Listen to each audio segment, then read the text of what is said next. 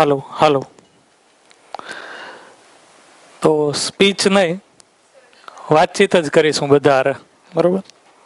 અત્યાર સુધી લગભગ જે સેશનનો પાર્ટ હતો, બરોબર, એમાં તમારે છે એ સાંભળવાનું, એક્સેપ્ટ કરવાનું, ગ્રહણ કરવાનું વધારે હતું. હવે આપણે છે એ વાતચીત કરશું, બરોબર. અને મને એવું લાગે છે કે બધા લોકો વાતચીત કરવા માટે સક્ષમ છે. યસ. તો મારો નાનકડો પરિચય 2 લાઈનનો આપી દઉં. હું અહીંયા ઇન્ફોર્મેશન અને ટેકનોલોજી ડિપાર્ટમેન્ટમાં છે છેલ્લા 7 વર્ષથી આ કામ કરું છું, આઈટી એન્જિનિયરિંગ ડિપાર્ટમેન્ટમાં. મારું બીટેક અને એમટેક છે એ કમ્પ્યુટર એન્જિનિયરિંગમાંથી છે. બીટેક મેં અહીંયાથી જ કર્યું છે અને એમટેક છે એ ડીડીઆઈથી નડિયાદમાંથી મેં કમ્પ્લીટ કરી અને ત્યારબાદ છે હું અહીંયા મારી ફર્સ્ટ જોબ કહું તો આ જ છે અને કન્ટિન્યુએશનમાં આ જ જગ્યાએ હું વર્ક કરું છું. છેલ્લા 7 વર્ષથી અહીંયા જોબ છે અને 5 વર્ષથી છે એ જીવન વિદ્યાનો કન્સેપ્ટ છે એ આત્મી યુનિવર્સિટીમાં ઇન્ટ્રોડ્યુસ થયો, જેની આખી જર્ની છે એ વિજય સરે છે એ તમને કીધી. શીતલબેને ખૂબ સરસ પ્રેઝન્ટેશન એ આપ્યું કે એ એમના પરિવારમાં શું ચેન્જ આવ્યા જીવન વિદ્યાના લીધે, અને એની ખુશી એમના ફેસ ઉપર છે એ આપણે રીડ કરી શકીએ છીએ. કદાચ એમના ફેમિલી મેમ્બર હોય તો એમની સાથે પણ આપણે આ વસ્તુ શેર કરી અને એમની જે શેરિંગ છે એમાં સમજી શકત. અને હમણાં મારું જે પણ ઇન્ટ્રોડક્શન છે જીવન વિદ્યાનું એ કમ્પ્લીટ થાય પછી જેટલા પણ પેરેન્ટ્સ અહીંયા આવ્યા છે એમના બાળકોમાં જે 5 દિવસના વર્કશોપથી ચેન્જીસ છે એ સાંભળશે ત્યારે એમને પણ એ રિફ્લેક્શન છે એમના ફેસ ઉપર જોવા મળશે. તો મારી એકેડેમિક જર્ની આ રીતના રહી. જ્યારે 6 વર્ષ પહેલાં જીવન વિદ્યાની આત્મી યુનિવર્સિટીમાં પરિચય શિબિર પહેલી થઈ ત્યારનું મારું માઇન્ડસેટ અને અત્યારનું માઇન્ડસેટ હું કહું તો એમાં ઘણો બધો ચેન્જ હતો. મેં ગોલ તરીકે છે એ મારી લાઈફમાં એવું સેટ કર્યું હતું કે મેક્સિમમ વસ્તુ હું કમાઈ લઈશ, એટલે કે ફિઝિકલ ફેસિલિટી, જેને આપણે ગાડી, બંગલો, સારી ઘરવાળી, આ બધું કહી શકીએ. આ વસ્તુ આવી જશે તો મારી લાઈફ છે એકદમ સેટ થઈ જશે અને સુખી સુખી થઈ જાય છે. અને મને એવું લાગતું હતું કે એઝ એ કમ્પ્યુટર એન્જિનિયર મેં એમટેક કરી લીધું છે અને એન્જિનિયરિંગ મેં જ્યારે કમ્પ્લીટ કર્યું ત્યારે તો છે એ એન્જિનિયર્સ ઓછા બહાર પડતા. લગભગ 2011માં છે એ મારું ગ્રેજ્યુએશન કમ્પ્લીટ થયું. તો મને એમ થયું કે હું ભણવામાં હોશિયાર છું અને મારે સમજવાનું કાંઈ જ બાકી નથી, હું બધું સમજુ જ છું. અને આવી રીતના મને કોઈ બેસાડીને સમજાવે એ મને એક્સેપ્ટ ન થતું. પણ સ્વામીજીએ છે એ ફરજિયાત સેશન છે એ અરેન્જ કર્યા અને બધાને ભરવાના હતા. તો પહેલાં તો મારો બહુ વિરોધ હતો અને આ ટાઈપની કોઈ વાતચીત માટે હું રેડી જ નહોતો. મને કોઈ ધર્મગુરુ કે બાબા એવું નામ પડે તો હું એનાથી દૂર ભાગું, બરોબર. તો આ રીતની મારી લાઈફ હતી પહેલાં. અને જ્યારે મેં આ વર્કશોપ અટેન્ડ કર્યો તો પહેલા વર્કશોપમાં તો એક આખું રેઝિસ્ટન્સ હતું, હું સાંભળી નહોતો શક્યો. પણ ફરીથી વર્કશોપ અરેન્જ થયા અને મેં 2 કે 3જા વર્કશોપ પછી મારું એક્સેપ્ટન્સ આવ્યું કે નહીં, વસ્તુ હું કમ્પ્યુટર એન્જિનિયર તો એક સારો છું, હું કદાચ કમ્પ્યુટર એન્જિનિયરિંગના સારા ક્લાસ પણ લઈ લઈશ, બરાબર. પણ જ્યારે હું ઘરે જાઉં છું, જ્યારે હું મારા ફાધર સાથે વાત કરું છું, મમ્મી પપ્પા સાથે વાતચીત કરું છું, એ સમયે તો મારું કમ્પ્યુટર એન્જિનિયરિંગ કામ નથી આવતું. એ સમયે તો હું એક દીકરો છું, વાઈફ સાથે વાત કરું છું તો હસબન્ડ છું, ડોટર સાથે વાત કરું છું તો એનો હું ફાધર છું, પિતા છું. અહીંયા મારી પાસે કમ્પ્યુટર એન્જિનિયરિંગની ડિગ્રી છે, જો એમટેક આટલા પર્સન્ટેજ આવ્યા એટલે મારી યાર હરખાઈ વાત કર, એ હાલે.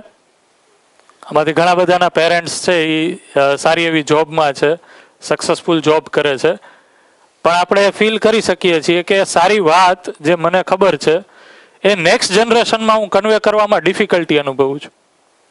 આવું લાગે છે? મારી પાસે સંસ્કારના રૂપમાં, સારી વાતના રૂપમાં કંઈક વસ્તુ પડેલી છે જે કદાચ મને મારા કલ્ચરમાં મળેલી છે, પણ હું આવનારી જનરેશન સાથે જ્યારે હું વાત કરવાની ટ્રાય કરું છું, મારા દીકરા કે દીકરી સાથે, ત્યારે કન્વે કરવામાં મુશ્કેલી પડે છે. આવું કેટલા પેરેન્ટ્સ ફીલ કરી શકે છે? કંઈક કેવું છે સારું, કહેવા માટે છે, પણ પેરેન્ટ્સ જ્યારે આપણે એમાં ખાસ કરીને કોલેજમાં આવીએ ત્યારે પછી લગભગ બાળકે એવું સમજી લે છે કે હવે હું એ સમજદાર છું અને સમજની બીજી કાંઈ મારે જરૂર નથી. હા, પૈસાની જે કાંઈ જરૂર છે એ તમારી પાસેથી પૂરી થાય છે, એ પૂરી કર્યા રાખો એટલે બસ. બરોબર છે. તો આવા જ કંઈક વિચાર સાથે હું હતો, પણ જ્યારથી મેં આ વસ્તુને સમજવાની સ્ટાર્ટ કરી, એક થર્ડ ડે પછી મારું થોડુંક ધ્યાન ગયું, જ્યારે રિલેશન ટોપિક આવ્યો ત્યારે, કે નહીં અહીંયા હું કંઈક ખોટું છું ને આ જે કમી છે એ આ કન્ટેન્ટથી મને મળતી હોય એવું લાગે છે ને. એમાં વચ્ચે કોઈ ધર્મ નથી, કોઈ ઇઝમ નથી, કોઈ બાબા નથી, કોઈ ટીલા ટપકા નથી, કોઈ પ્રતિક નથી, કોઈ ચિહ્ન નથી, કોઈને ગુરુ બનાવવાના નથી. જો આ વસ્તુ તમારી પાસે હોય તો એને તમે કન્ટિન્યુ કરો, અને જે અહીંયા સ્પષ્ટ રીતના ક્લિયરલી કહેવામાં આવે છે ને, તમારી લાઈફમાં ઓબ્ઝર્વ કરવાની ટ્રાય કરો, ઇમ્પ્લિમેન્ટ કરવાની ટ્રાય કરો, ચકાસો, વેરીફાઈ કરો. તો આ વસ્તુ છે ને એક એન્જિનિયર તરીકે મને ક્લિક થઈ, અને મને એવું લાગ્યું કે આ વસ્તુ આવનારી જનરેશનમાં વાતચીત કરવા માટે એક આધાર બની શકે. કારણ કે જેટલી પણ વાત છે એ જીવન વિદ્યામાં કહેવામાં આવે છે. જે 7 ડેઝના વર્કશોપ થાય છે, તમારામાંથી જે બાળકોએ વર્કશોપ કર્યા અને તમે પણ જો ફ્યુચરમાં આ વર્કશોપ કરશો તો જીવન વિદ્યામાં જેટલી પણ વાત કરવામાં આવે છે યુનિવર્સલ વાતચીત છે, લોજિકલ છે, તર્કસંગત છે. જે હમણાં હું વાત કરતો હતો તમને થોડા ટાઈમ પહેલા, કે એઝ અ પેરેન્ટ તરીકે આપણી પાસે ઘણી એવી વાતચીત છે જે આપણે કન્વે કરવા માંગીએ છીએ, આપણા જનરેશનને સમજાવવા માંગીએ છીએ, શીખવાડવા માંગીએ છીએ, પણ આપણે ડિફિકલ્ટી અનુભવીએ છીએ. એનું કારણ શું છે? તો કે સાયન્સ છેલ્લા 70-80 વર્ષમાં જે રીતના આપણા લાઈફમાં આવી ગયું, એના કારણે લોજિકનો ડેવલપમેન્ટ થયું છે. કેટલા પેરેન્ટ્સ છે એવું ફીલ કરે છે કે લોજિકલી છે એમના બાળક એમના કરતાં ઘણા સાઉન્ડ છે. તર્કની દ્રષ્ટિએ ઘણી વાત આપણે કન્વે કરવાનું સ્ટાર્ટ કરીએ, કોઈ વાત સપોઝ સમજાવવાનું સ્ટાર્ટ કરીએ, તો આપણું બાળક છે એ આપણા કરતાં તાર્કની દ્રષ્ટિએ તમને એક એવો સ્ટ્રોંગ લોજિક આપી દે કે એના પછી આગળ બોલવું આપણા માટે ડિફિકલ્ટ થઈ જાય, અને આપણે સન્માનજનક રીતે પાછળ જ બેક સ્ટેપ લેવું પડે એવું લાગે. કારણ કે હવે જો હું એને નેક્સ્ટ ક્વેશ્ચન પૂછીશ તો એની પાસેનો તર્કપૂર્વક એવો આન્સર છે કે જેનો મારી પાસે હવે રિપ્લાય નથી. અને આ કરો, આ ન કરો, એની ભાષામાં છે એ આજની જનરેશન છે એ સમજ નથી. કારણ કે સાયન્સના આવવાથી લોજિક એટલું તૈયાર થઈ ગયું છે. તો આજે આપણે કન્ટેન્ટ સમજીએ છીએ યુનિવર્સલ છે, અહીંયા લાગુ પડશે, કોઈ પણ દેશમાં જશો ત્યાં પણ લાગુ પડશે. એવી જ રીતના તર્કસંમત છે, લોજિકલ છે, તર્કની દ્રષ્ટિએ તમે એને ચકાસી શકો છો. એવી જ રીતના પ્રેક્ટિસેબલ છે, આઈડિયલ વાત નથી. જેમ જેમ આપણે સમજવાનું સ્ટાર્ટ કરીએ છીએ અને જોઈએ છીએ તો લાઈફમાં ઇમ્પ્લિમેન્ટ કરી શકીએ છીએ. બરાબર? તો આ કોઈ મોટિવેશનલ સેશન નથી. ઘણા આપણે છે યુટ્યુબમાં અલગ અલગ મોટિવેશનલ વિડીયોઝ છે એ આવતા રહેતા હોય, વોટ્સએપ ઉપર ફોરવર્ડ થતા રહેતા હોય. સાંભળીને આપણને આમ ઉત્સાહી જાગી જાય અને this is the only right thing, અને આમ જ કરવું જોઈએ એમ આપણે સ્ટાર્ટ કરી દઈએ કરવાનું. પણ એ મોટિવેશન કેટલો ટાઈમ રહે છે? કેટલો ટાઈમ રહે છે? કેટલો ટાઈમ રહે છે? ઓછો સમય રહે છે. કદાચ આપણે બહુ તીવ્રતાથી પકડ્યું હોય તો 1 દિવસ, 1 અઠવાડિયું, 1 મહિનો, બહુ તો 6 મહિના. અમે ક્લાસરૂમમાં વાત કરતા હોય તો ઘણા સ્ટુડન્ટ્સ છે આ એક્ઝામ્પલ શેર કરે. સ્ટુડન્ટ્સના રોલ મોડેલ મોટે ભાગે શું છે અત્યારે? Actor, actresses, cricketers, celebrities. Right, बहुत बढ़िया, वेरी राइट. તમારો પરિચય બેન? આરામથી બેસીને. Okay, good. અહીંયા પેરેન્ટ છો કોઈના? Okay, good. ઓકે, તમારી સાથે વાતચીત થઈ છે મારે. Okay, good good. તો આપણે જોઈએ છીએ કે એનું મોટિવેશન છે એ કન્ટિન્યુ રહેતું નથી. બરાબર? અને એનું કારણ શું છે? હું સ્ટુડન્ટની યારે વાતચીત કરતો હતો, મેં એક્ઝામ્પલ કીધું. તો સ્ટુડન્ટ્સ છે અને મોટા ભાગે રોલ મોડેલ છે એક્ટર, એક્ટ્રેસીસ છે. કોઈ મૂવી જોવા જાય અને એમાં જોવે કે આ એક્ટર છે એનું તો ફિગર યાર જોરદાર છે, આવું જોવું જોઈએ આપણું. તો આમ બાહુબલી જોવા ગયા, બરાબર, ઘરે વાત કરે જીમમાં જવું છે. ઘરે જેમ શીતલબેને વાત કરી કે કામ કરવાનું હોય તો ના, ઈ નહીં, જીમમાં જવું છે. અત્યારે આપણી સાથે એક મોટી દુર્ઘટના શું થઈ ગઈ છે, ગામડાઓમાં જીમ ખુલવા માંડ્યા છે. જે શ્રમ કરવાના સ્થળ તરીકે ઓળખાતું, ખેતીવાડી કરવાનું જે જગ્યા હતી, ખેતીવાડી કરતા ફેમિલીના બાળકો છે એ ખેતીવાડી નહીં કરે, એના છોકરાઓ છે શ્રમ કરશે, પણ ક્યાં કરશે? જીમમાં. તો જોઈને આવે અને જીમની છે એ રિક્વેસ્ટ ઘરે આવે. હવે મા બાપ છે અને મેં કીધું એમ કે એક લેવલ પછી તો એક્સેપ્ટ કરવું જ પડે છે. જીમમાં જઈ, જીમ વાળો ટાઈમ છે છોકરાઓએ શેર કરેલું છે એક્ઝામ્પલ, કોલેજના હોય ને સવારનો ટાઈમ આપે, પણ ઓલું જે મોટિવેશન હોય એટલું હોય ને. 7:30 અહીંયા આવીએ ને બોલાવીને અમે છોકરાઓને લેક્ચર માટે, એ 7:30 ક્યારેય આવતા હોય એવું ઓછા હશે, આવે છે અમુક, કદાચ આ રેગ્યુલર સ્ટુડન્ટ છે, તમારામાંથી રેગ્યુલર સ્ટુડન્ટ છે, પણ 7:30 કોલેજે ના આવે, પણ જીમમાં 6 વાગે બોલાવે તો આવી જાય. પણ એ કેટલી વાર? ઓલું મોટિવેશન જ્યાં સુધી હોય ને ત્યાં સુધી. તો આ જે કન્ટેન્ટ છે અમુક સમય પછી એ મોટિવેશન છે એ ધોવાઈ જાય છે, અને પછી જે જીમની 6 મહિનાની 3 મહિનાની સબસ્ક્રિપ્શન ભરી હોય એ દાનમાં દઈ દેવી પડે છે અહીંયા. બરોબર, મારી સાથે આવું થયું હતું, એટલે આ એક્ઝામ્પલ મને હંમેશા યાદ રહે છે. તો આ કન્ટેન્ટ છે કોઈ મોટિવેશનલ કન્ટેન્ટ નથી એવું કહેવા માંગુ છું. આ કન્ટેન્ટ છે એકદમ ટ્રાન્સફોર્મેશન તમારી અંદર જળમૂળથી લઈ આવે, તમને વિચારવા માટે બાધ્ય કરે, અને તમારી જાતે તમે ડિસિઝન લેતા થાવ એના માટે છે. જેમ બેને કીધું કે કોઈ કન્ટેન્ટ છે, ગુજરાતીમાં બધા લોકો કમ્ફર્ટેબલ છે? મારે પૂછતા રહી ગયું સ્ટાર્ટિંગમાં, કમ્ફર્ટેબલ છે ને બધા?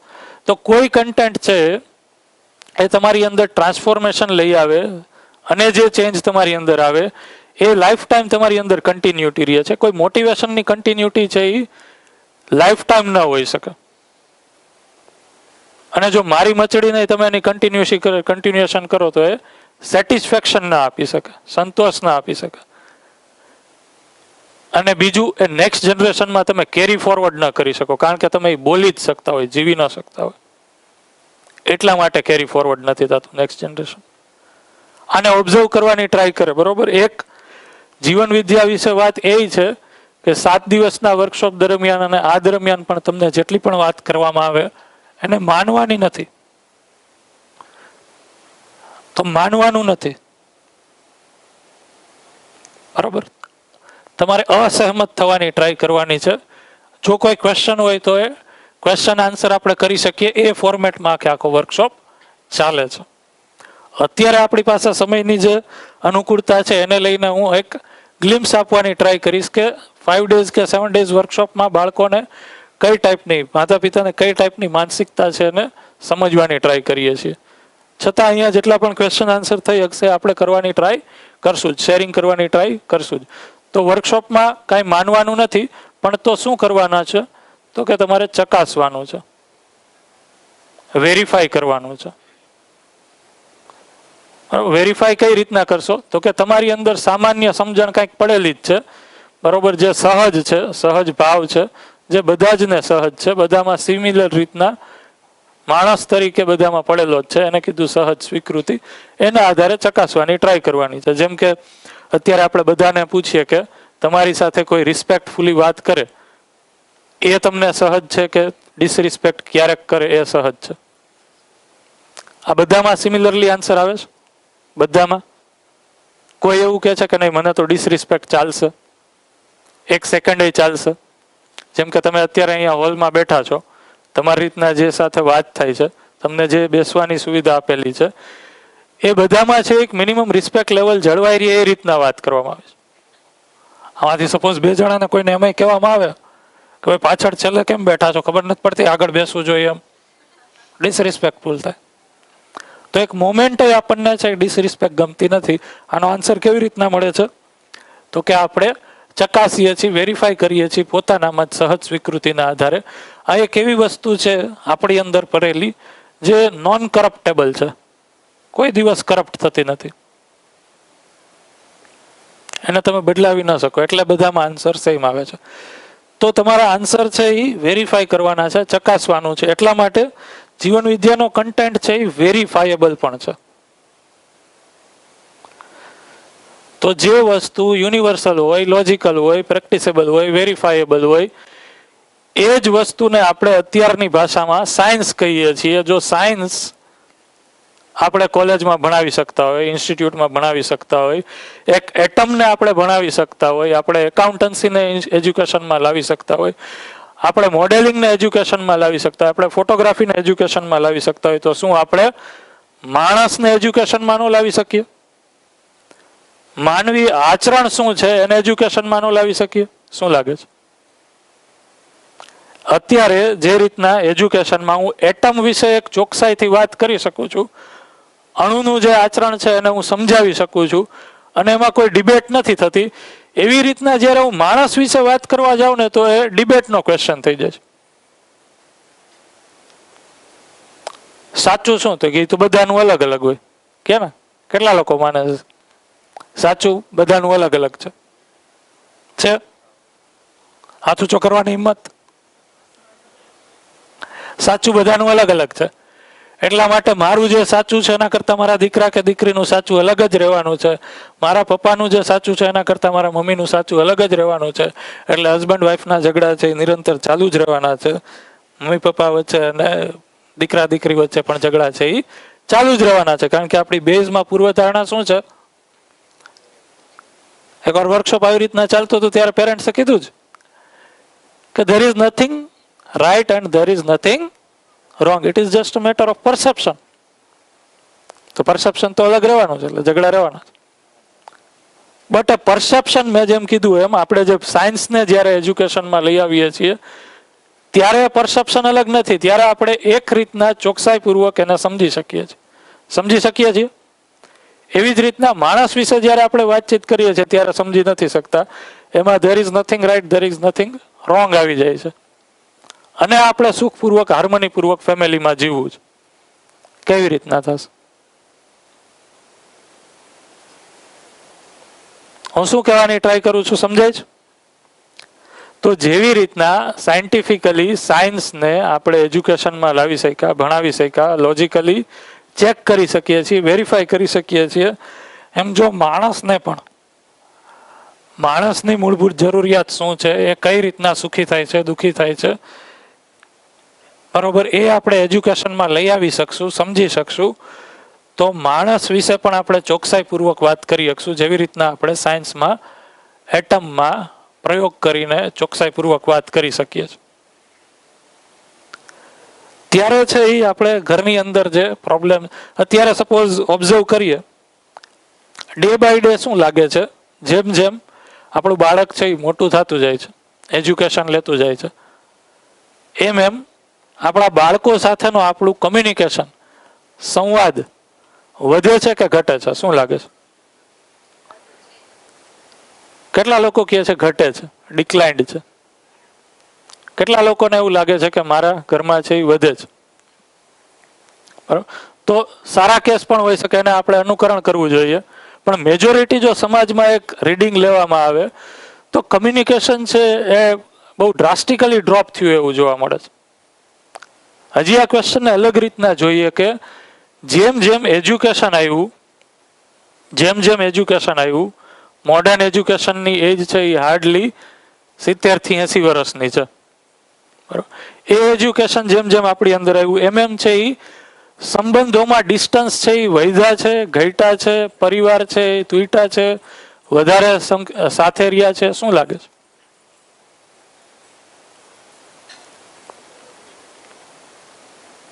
પરિવારમાં છે એ ડિસ્ટન્સ આવ્યું છે, કમ્યુનિકેશન ઘટ્યું છે, એનું જ કારણ છે કે આ ડિસ્ટન્સ આવ્યું છે. તો 20 વર્ષ આશરે છે એ આપણે એજ્યુકેશનમાં બાળકની પાછળ આપીએ છીએ. કેટલા? 20 યર.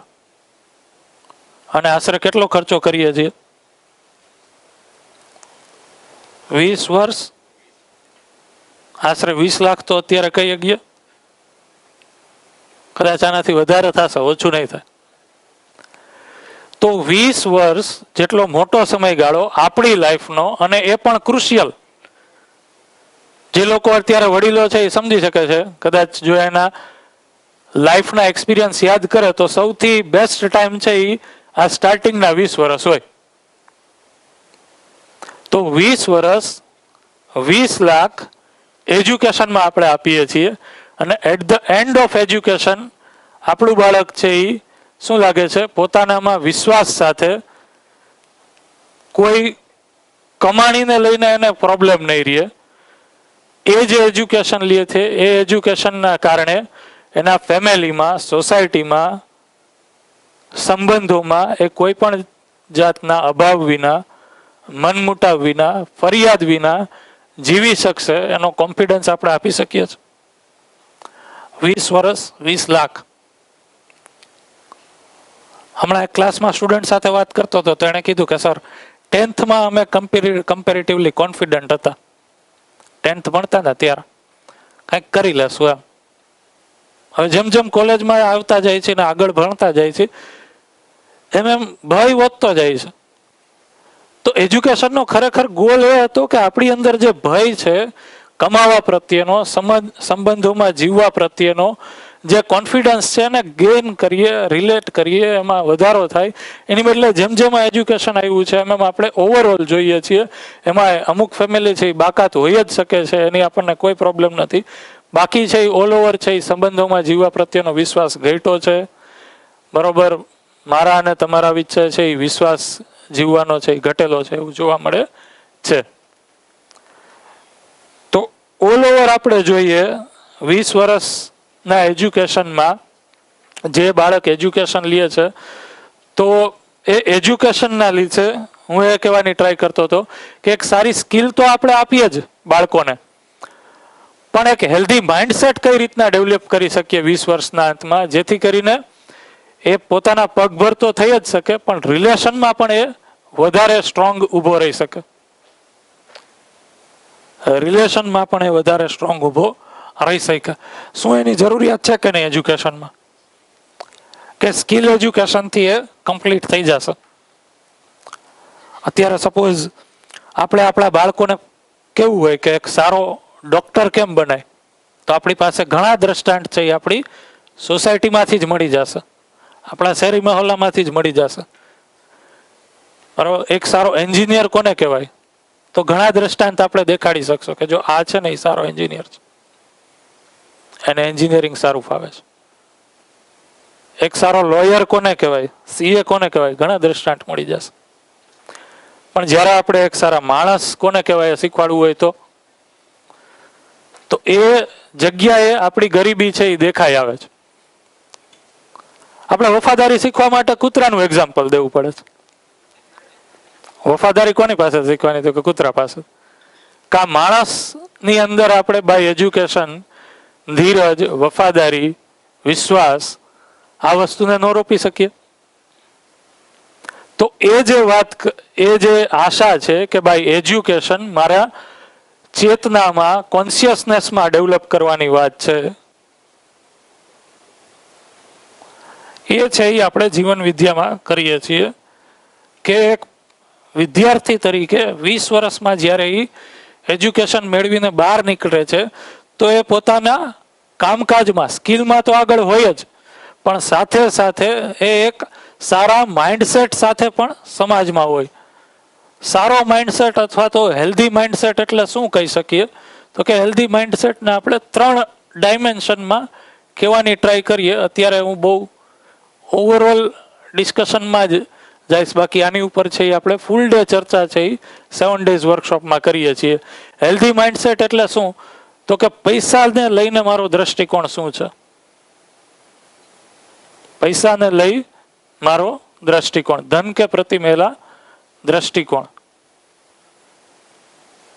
બરોબર, પૈસા જ બધું છે, પૈસાની ઉપયોગિતા શું છે, હું શું વિચારું છું, એને કીધું પૈસાને લઈને મારો દ્રષ્ટિકોણ. બીજું સ્ત્રી પુરુષ સંબંધને લઈને મારો દ્રષ્ટિકોણ, સ્ત્રી પુરુષ સંબંધને લઈને મારો દ્રષ્ટિકોણ શું છે. બરોબર, અને ત્રીજું તો કે આ હું માનવ તરીકે જ્યારે પ્રકૃતિ સાથે કામ કરું છું તો માનવ અને પ્રકૃતિ વચ્ચે છે ઇન્ટરેક્શન થાય જ છે. આપણા કામ ધંધા બધા છે એમાં પ્રકૃતિ આધારિત જ છે, પ્રાકૃતિક રિસોર્સિસ આધારિત જ છે. તો પ્રકૃતિને લઈને મારો દ્રષ્ટિકોણ શું છે, હું જ્યારે એની સાથે કાર્ય અને વ્યવહાર કરું છું એ જો. તો હેલ્ધી માઇન્ડસેટ એટલે શું? તો કે ધનને પ્રત્યે મારો શું દ્રષ્ટિકોણ છે, સ્ત્રી પુરુષ સંબંધને જઈને મારો શું દ્રષ્ટિકોણ છે. હું જ્યારે કોઈ સ્ત્રી અથવા તો પુરુષને જોઉં છું ત્યારે મારી અંદર શું વિચાર આવે છે, હું શું વિચારું છું, હું શું ફીલ કરું છું, એ મારો સ્ત્રી પુરુષ સંબંધને લઈને દ્રષ્ટિકોણ સ્પષ્ટ કરે છે. એવી જ રીતના પ્રકૃતિને લઈને મારું શું વિચારવાનું છે, માનવ પ્રકૃતિ સંબંધ શું છે, એને લઈને મારો દ્રષ્ટિકોણ શું છે, એ એક હેલ્ધી માઇન્ડસેટને આપણે આ 3 ડાયમેન્શનમાં વિચારી શકીએ. આની ઉપર આપણે ડિટેલમાં ડિસ્કશન કરીએ છીએ 7 ડેઝના વર્કશોપમાં, અને ક્વેશ્ચન આન્સર જો કોઈ ડાઉટ હોય તો એને પણ આપણે લઈએ છીએ. તો 20 વર્ષના એજ્યુકેશનમાં આપણે એમ કહીએ છીએ કે બહુ મોટો સમયગાળો છે કે જેમાં આપણે બાળકને પગ ઉપર ઊભો રહેતા તો શીખવાડીએ જ, એટલે કે સુવિધાની દ્રષ્ટિએ એને કાંઈ ન ઘટે એવું તો આપણે કરીએ જ, પણ સાથે સાથે એક હેલ્ધી માઇન્ડસેટ અત્યારે એની અંદર કેવી રીતના ડેવલપ થાય, બરાબર, એની પણ વાતચીત કરી શકીએ અને બાય એજ્યુકેશન આપણે હેલ્ધી માઇન્ડસેટ દઈ શકીએ, એનો પ્રયાસ છે. બરાબર. અધરવાઇઝ અત્યારે છે એ એજ્યુકેશનમાં તમે જુઓ તો મેજોરિટી એજ્યુકેશનનું આઉટકમ શું છે? Why we need to educate our children. એજ્યુકેશનનો એમ શું છે અત્યારે? શું લાગે છે? કોઈ કહી શકશે? એજ્યુકેશનનો એમ શું કામ આપણે આપણા બાળકોને ભણાવવા માંગીએ છીએ?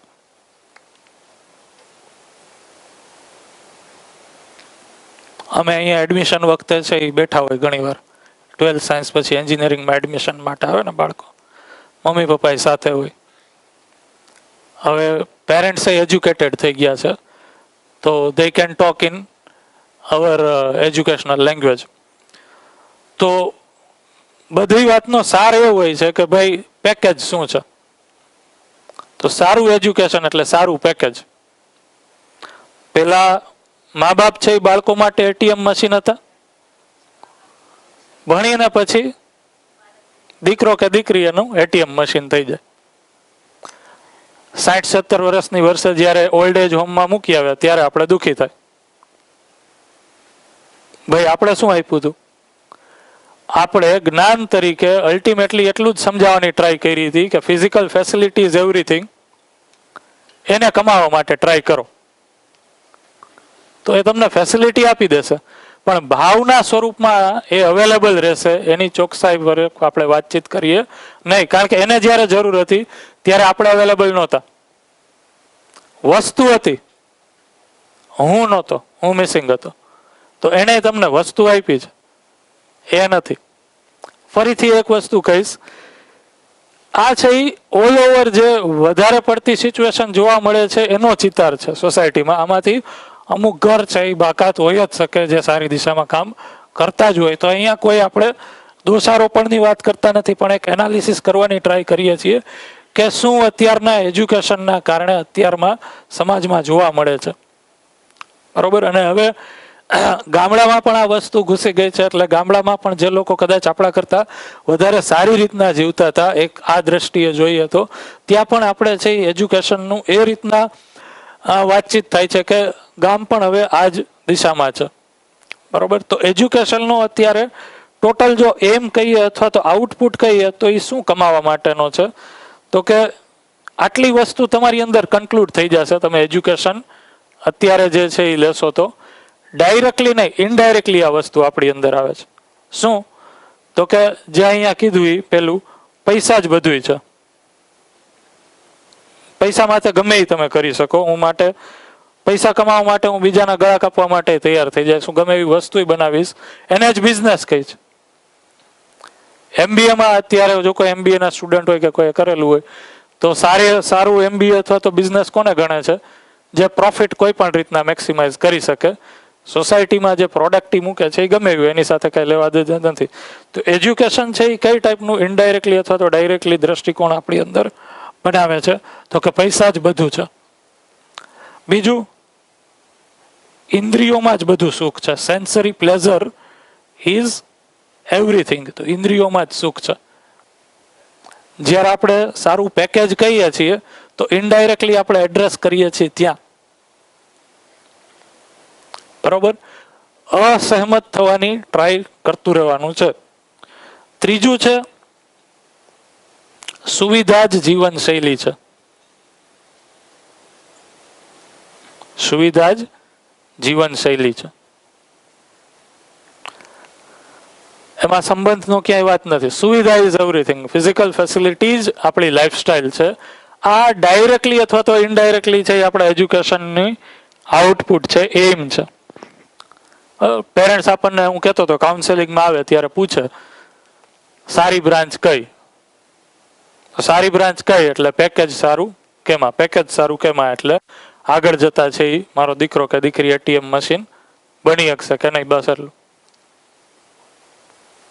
પછી જેમ હું કહેતો હતો એમ કે 60-70 ની એજ ક્રોસ કરે અને આપણે એને ઘરની બહાર કાઢી મૂકીએ અથવા તો ઘરમાં હોય પણ પૂછતા ન હોય ત્યારે શું બ્રહ્મ જ્ઞાન હોય એની પાસે? એજ ક્રોસ કરી ગયા હોય એની પાસે કોઈનું નથી રે. બધા સ્વાર્થી છે, કોઈ એકબીજાને કામ આવતું નથી.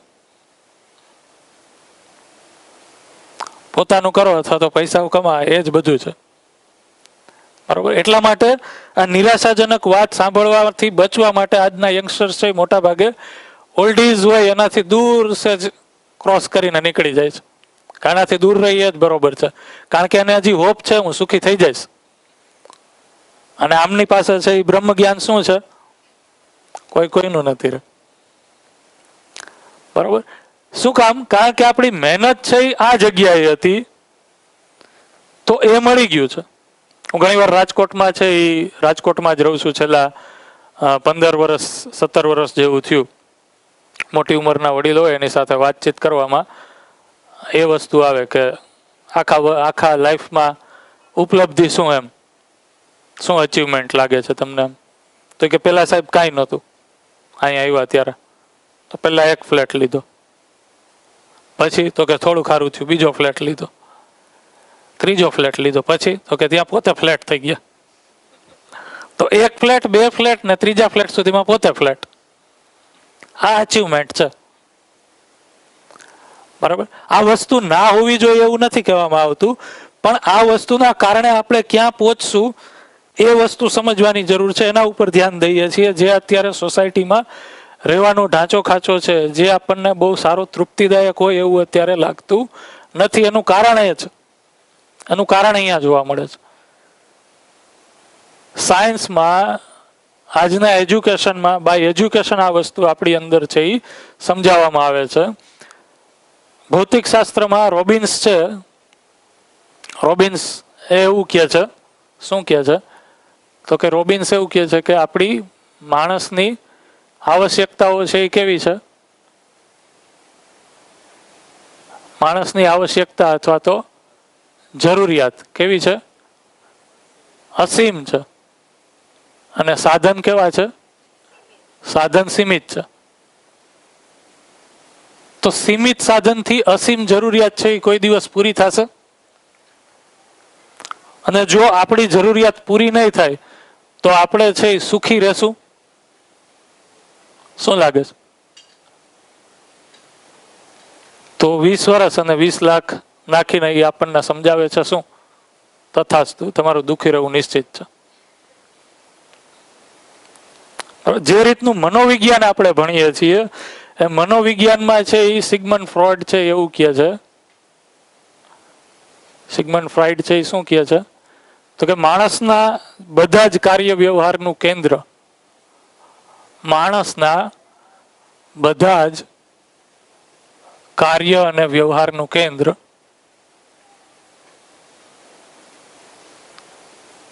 કામ છે.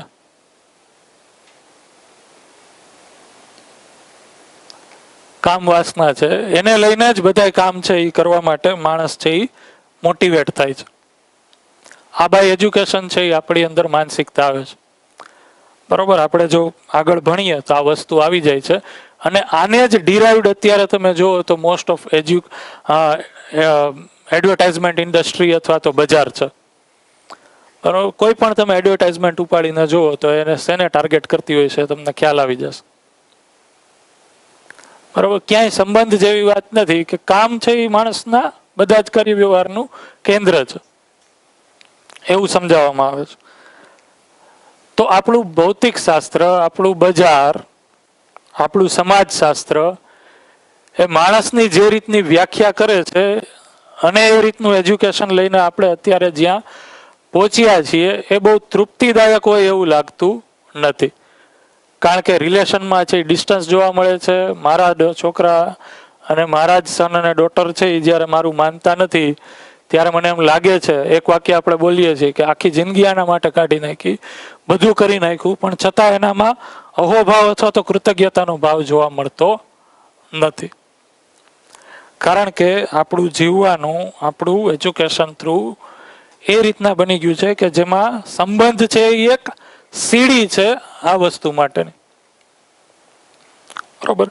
તો ખરેખર માણસને સમજવાની ટ્રાય કરીએ. એકાદ બે વાત છે હું તમને, જે આપણે 7 days વર્કશોપમાં ડિસ્કસ કરીએ છીએ ડિટેલમાં, એની ગ્લિમ્સ આપવાની ટ્રાય કરું. માણસને આપણે સમજવાની ટ્રાય કરીએ તો કોઈ પણ વસ્તુને આપણે એની ઉપયોગિતા અને જરૂરિયાત ઉપરથી સમજી શકીએ. તો માણસની જરૂરિયાત છે એ કઈ કઈ ટાઈપની હોઈ શકે? Let S C. કોઈ પણને વચ્ચે કાંઈ કહેવાનું મન થાય તો રોકી શકે છે અને આપણે વાતચીત કરી શકીએ છીએ. બરાબર? જનરલી આખો ટોપિક સમજવા માટે આપણે પહેલાં ઓડિયન્સ પાસેથી એક આન્સર લઈએ છીએ અને ક્વેશ્ચન આન્સરના ફોર્મમાં આગળ વધીએ છીએ. પણ સમય જે રીતના છે એને જોતાં હું અમુક વસ્તુ તમારી સામે ડાયરેક્ટલી મૂકી દઉં છું. એમાં કોઈ ક્વેરી હોય, અસહમત હોય તો આપણે એને વેલકમ કરીએ છીએ. તો માણસની જરૂરિયાત છે એ શું શું છે? તો કે માણસની જરૂરિયાત છે એક તો રોટલી, કપડાં, મકાન, ગાડી, સાડી કપડામાં આવી જશે, મોબાઈલ, ટીવી એક્સેટ્રા. આ ટાઈપની જરૂરિયાત છે માણસ તરીકે આપણી. એગ્રીડ? આમાં હજી વસ્તુ આપણે મૂકી શકીએ. બીજી શું જરૂરિયાત છે? મારી કંઈક આ રીતની ફિઝિકલ જરૂરિયાત સિવાય જરૂરિયાત છે, જેમ કે મારે છે એ સન્માન જોઈએ છે. હું વિશ્વાસપૂર્વક જીવવા માંગુ છું, અવિશ્વાસપૂર્વક નહીં. તો વિશ્વાસ એ મારી જરૂરિયાત છે. બરાબર? હું સ્નેહપૂર્વક જીવવા માંગુ છું, દ્વેષપૂર્વક નહીં. સ્નેહ મારી જરૂરિયાત છે, પ્રેમ મારી જરૂરિયાત છે, પ્રેમપૂર્વક હું જીવવા માંગુ છું, શાંતિપૂર્વક જીવવા માંગુ છું. કોઈ પણ અશાંતિ છે એ મારી લાઈફમાં ઈચ્છતો નથી. તો આ જે રીતની જરૂરિયાત છે એને કીધું ભાવનાત્મક જરૂરિયાત.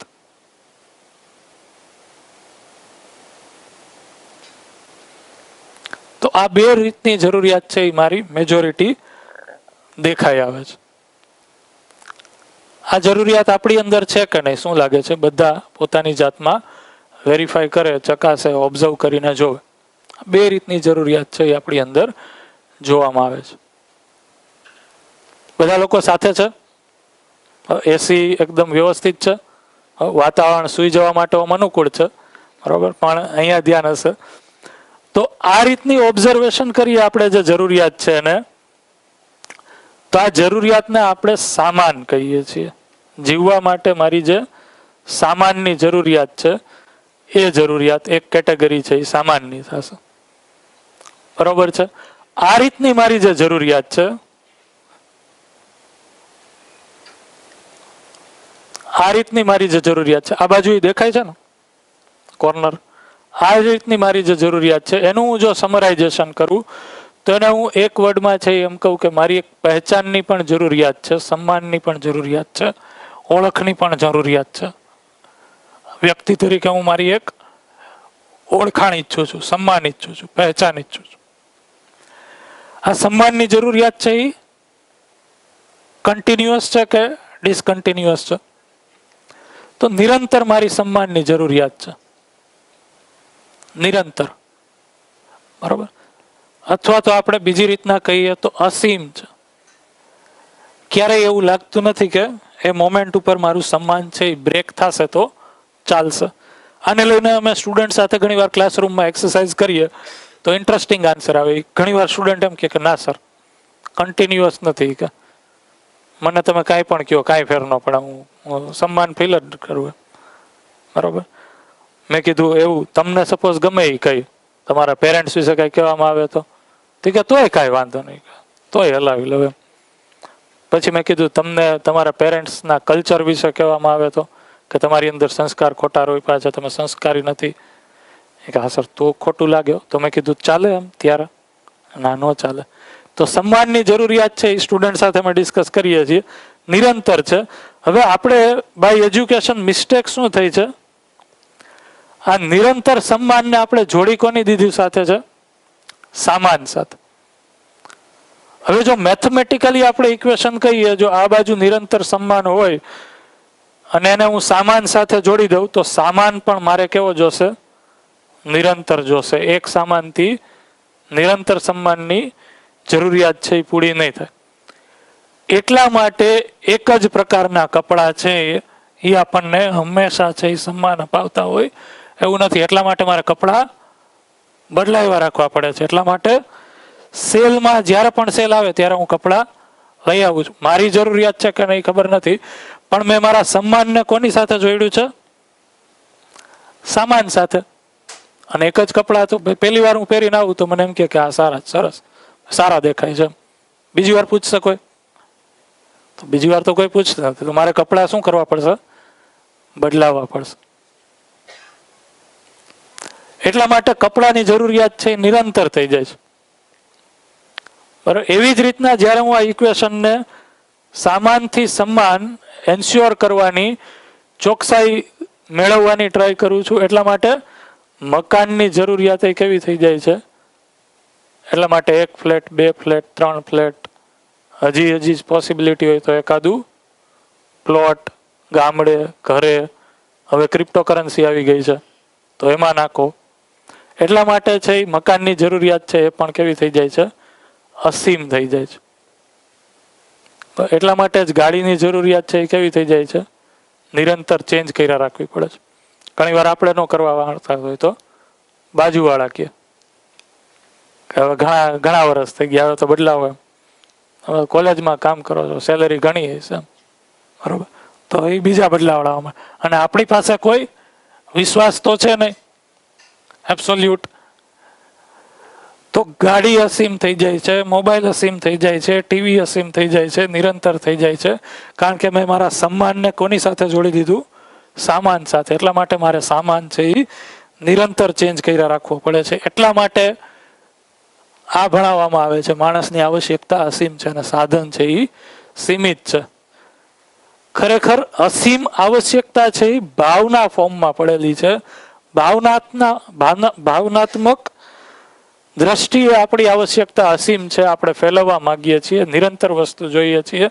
ફિઝિકલ આવશ્યકતાઓ છે બહુ નિશ્ચિત છે. પણ જોજો અહીંયા ક્યાંય એવું કહેવામાં નથી આવતું કે આપણે ગરીબાઈમાં જીવવું, ત્યાગ કરવો, ઓછામાં જીવવું, એવું નથી. આ સમજાય છે?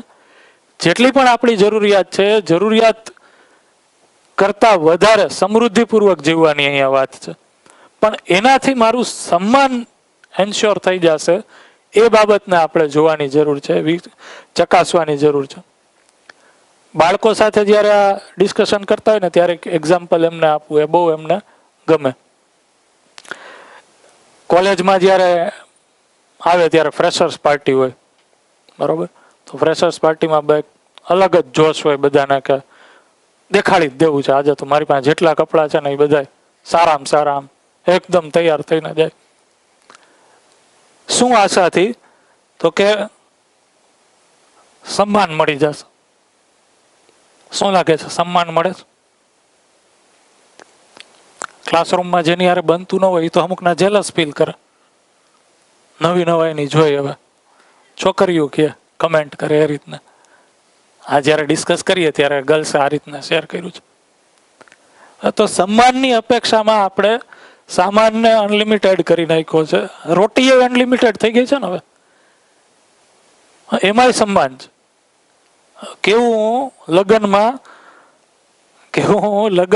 લગ્નની સિઝન છે ને અત્યારે, પ્લેટ કેટલાની હોય જેથી કરીને બધાય પૂછે બરોબર, તો એ અસીમ થઈ ગઈ છે.